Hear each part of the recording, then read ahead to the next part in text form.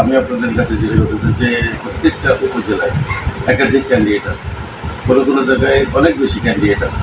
Candidate একজন হইতেই পারে, প্রত্যাশা থাকতেই পারে, কিন্তু দলের স্বার্থে যে অবস্থা জামাত ইসলাম সৃষ্টি করেছে, আওয়ামী লীগ দেশটাকে যে অবস্থায় ফেলে রেখে গেছে, সেই আপনারা খেয়াল করবেন, সেই তলাবিহীন ঝুড়ি হাতে নিয়েছিল শহীদ রাষ্ট্রপতি জিয়া রহমান। আজকেও সেই ঠিকই এক অবস্থায়। আমরা যাকে রাষ্ট্রনায়ক হিসেবে দেখছি তারেক রহমানকে, আগামী দিনে সেও তলাবিহীন ঝুড়ি হাতে নিতে যাচ্ছে। এই জায়গায় আমাদের সবার ঐক্যমত থাকতে হবে যে যেখানেই থাকেন ক্যান্ডিডেট হন, ধানের শীষ প্রতীক চেয়ারম্যান সাহেব যাকে দিবে তার পক্ষেই কাজ করতে হবে। এখন অযথা নিজেদের মধ্যে গোলমাল হানাহানি কাটাকাটি না করে, অন্য কোনো দলকে সুযোগ না দিয়ে, জনগণকে সমালোচনার পাত্র না হয়ে আপনারা সবাই যার যার মতো ধানের শীষে কাজ করে, কেউ কারো পক্ষে না, কেউ কারো স্লোগান নিজের নামে না দিয়ে, স্লোগান হবে তারেক রহমানের নামে, বেগম জিয়ার নামে, শহীদ জিয়ার নামে, ধানের শীষে। এই তো স্লোগান, কোনো ব্যক্তির না। ব্যক্তির স্লোগান আসবে যখন মার্কা পেয়ে যাবে, তখন আপনি ব্যক্তির স্লোগান যে পাবে তাকে দিতে পারেন। বিশেষ করে ধানের শীষের মার্কা এই একটাই তো, যে পাবে সে। তা আমি আশা করি আপনারা এই হানাহানি এবং নিজেদের ভিতরে গোলমাল বন্ধ করে ফেব্রুয়ারিতে নির্বাচন ঘোষণা করেছে বর্তমান যে সরকার, সেই অন্তর্বর্তীকালীন সরকার। নির্বাচন ফেব্রুয়ারিতেই হবে। সেই নির্বাচনকে কেন্দ্র করে সারা দেশে বিএনপির নেতাকর্মীরা মাঠে নেমেছে। তারেক রহমান খুব শীঘ্রই দেশে ফিরে আসবেন। আমি আশা করব আগামীতে আমাদের যে ভুল ত্রুটি যাই থাকুক, সমস্ত কিছুর মধ্যে আমার দল ধানের শীষ মার্কা যাকে দিবে তাকে নিয়ে আমাদের লড়তে হবে। সেই ক্ষেত্রে আমি অবশ্যই আশা করি, আমি যেহেতু নিজেই জেলা বিএনপি সেক্রেটারি ক্যান্ডিডেট, আগামীতে সুষ্ঠু সুন্দর একটি সম্মেলন হোক। সেই সম্মেলনে ভোটের মাধ্যমে আমরা তার ভোটাররা নেতা নির্বাচিত করবেন, তাদের প্রেসিডেন্ট সেক্রেটারি নির্বাচিত করবেন, এটা আমি আশা করি।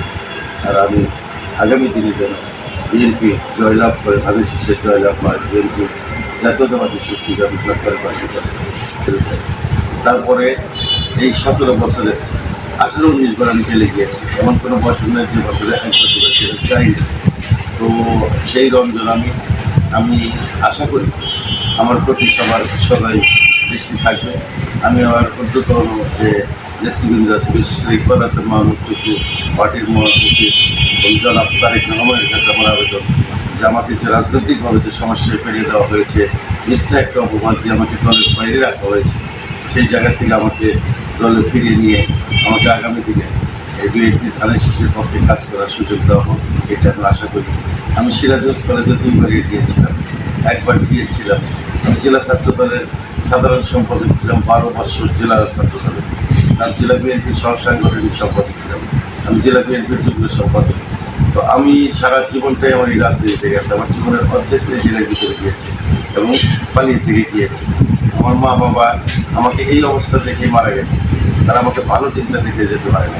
আজকে যেহেতু 5 তারিখ করে একটা ভালো দিন এসেছে, সেই সময় আমাকে ষড়যন্ত্র করে এই দলের ভিতরে যারা দুষ্কৃতী, যারা অন্যায়কারী, যারা চাঁদাবাজ, তারা একটা ষড়যন্ত্র করে আমাকে আজকে দলের বাইরে রেখেছে। যে আমি এর আগেও আমি বক্তব্য দিয়েছি, আমি চ্যালেঞ্জ করে দিয়েছি যে আমি একটা ব্যক্তি যে সারা জীবনে আওয়ামী লীগের সাথে কোনো রিয়াজি করিনি, আপোষ করিনি, আওয়ামী লীগের সাথে আমার কোনো অভ্যাস নেই, আমি কখনো চাঁদাবাজি করিনি, আমি কখনো কমিটি বাণিজ্য করিনি। 5 তারিখ পরে আমি চ্যালেঞ্জ করে দিয়ে বলেছি যে একটা ব্যক্তি বলতে পারবে না 10 টাকা কারো কাছ থেকে জোর করে নিয়েছি, চেয়েছি, বা কোনো কাজে দিয়েছি, কোনো অফিস আদালতে গিয়েছি। আর যাদের বিরুদ্ধে এই ক্লেমগুলো আছে, যারা ছোট থেকে বড় পর্যন্ত জানে, বড় বড় নেতারা বলে, কেন্দ্রের নেতারা জানে, তারা আজকে দাবি বেড়াচ্ছে, তারাই ষড়যন্ত্র করে আমাকে ফাঁকি রেখেছে যে এই আসলে 10টা খারাপের মধ্যে একটা ভালো কখনোই টিকতে পারে না। আপনি দেখবেন যে ওই একবার ভেড়ার ভিতরে একটা বাঘ ছেড়ে সারা চুরানো বাঘের মতো হয়ে যায়, ওই ভেড়ার মতো হয়ে যায়। তা আমাদের দলের অবস্থাটা কেমন করে বলা দিচ্ছে এরা। এখান থেকে অবশ্যই আমি ভাইয়ের কাছে জানাচ্ছি, তারেক রহমানের সাথে আবেদন জানাচ্ছি যে দলটাকে যেহেতু পরিষ্কার করতে চাচ্ছে, মানুষ আর খারাপটা চায় না, চাঁদাবাদ চায় না, ভালোটা চায়, মানুষ ব্যবহারটা ভালো চায়। এরকম দলকে নেওয়ার জন্য এইভাবে দলটাকে সাজানো জন্য বিশেষভাবে আহ্বান জানাচ্ছি সবার কাছে আমার, বিশেষ করে আমার ভারপ্রাপ্ত চেয়ারম্যান জনাব তারেক রহমানের কাছে এবং ইকবাল হাসান মাহমুদ টুকুর কাছে। ধন্যবাদ। সেই আশা আকাঙ্ক্ষা রাখি এবং আমি দলের সকল নেতাকর্মীদের কাছে, সর্বস্তরের জনগণের কাছে আমি শিশের পক্ষে এবং তারুণ্যের যে প্রথম ভোট, তাদের ভোট আমি শিশের পক্ষ সেই আশা করি, সেই আশা ব্যক্ত করে শেষ করছি। খোদা হাফেজ। বাংলাদেশ জিন্দাবাদ, বাংলাদেশ জাতীয়তাবাদী দল জিন্দাবাদ, শহীদ জিয়া মতো স্মৃত বেগম খালেদা জিয়া জিন্দাবাদ, জিন্দাবাদ, তারুণ্যের অহংকার তারেক রহমান জিন্দাবাদ।